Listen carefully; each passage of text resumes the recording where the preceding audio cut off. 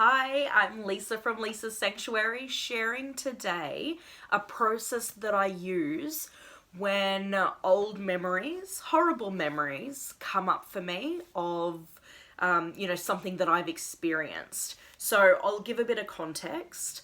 I just recently made a video on, neighbors calling the police if, you hear somebody fighting, arguing, the disagreements that escalates into fear for somebody's safety. And in it, I spoke about how I was in a position back in 2009, I want to say. I was in a position where we were arguing, it was escalating. My husband had assaulted me, and I called the police.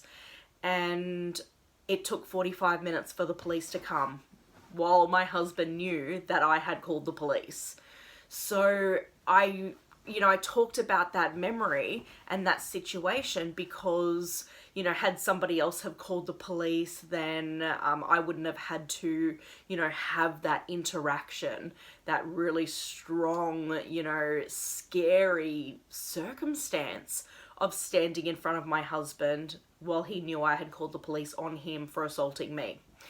So anyway, that's the context behind this video today because, when I spoke about me being that person who, in that position who was waiting 45 minutes, it was, it was horrendous. It was scary. I was filled with so much, fear.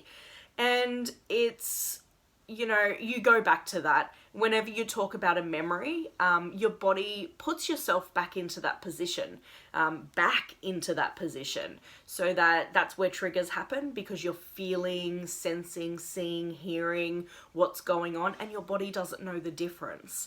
So I went back to that memory, and then after the video, I felt the need to clean it up, and I want to share that process with you. So I'm here now in my body, in this room, in this home, in this space. I'm safe. I know I'm safe. I can conjure up those feelings of, safety and groundedness and strength and, where I'm standing now. And so I close my eyes and I imagine myself being back at that home.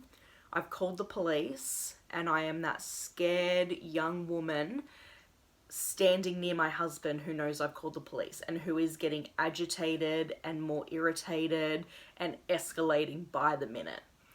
And so I think about myself there and I reach out as me to her and I bring her into me like a hug, and then I bring her up to where I am now. So I'm showing her that we are here now, we are safe, you survived that incident, because oftentimes victims don't believe they're going to survive. It's horrible. So I'm showing her that we're here now, you survived that incident, you're safe, we're here. And it's almost like you remind the body and the mind that it's over. Because what can happen with trauma is our bodies and our minds, they don't process the events completely and wholly. So it feels like it's still back there. It doesn't know it's over. It doesn't know the threat has passed. And so I like to close that off. You will think of, many different memories throughout the day. That's where your flashbacks and your triggers come from.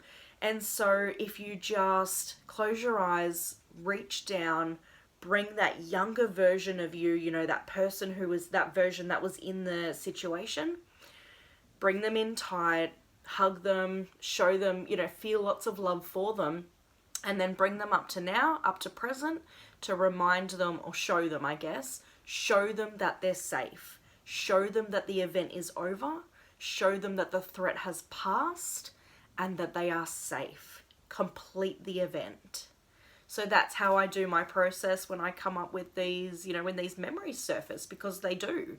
That's just what happens after trauma. But use that process for whatever different ages. I do it from, babies little ones. I'm often grabbing the kids, and you know, I experienced some childhood abuse by a family friend. I'm often, you know, closing my eyes, going within, and bringing those kids back towards me, integrating them back in myself, bringing them to present, that we're adult now, that we're safe, that we're not experiencing that anymore. It's powerful. So you are significant because you are, and I love you because you exist. And thanks for watching.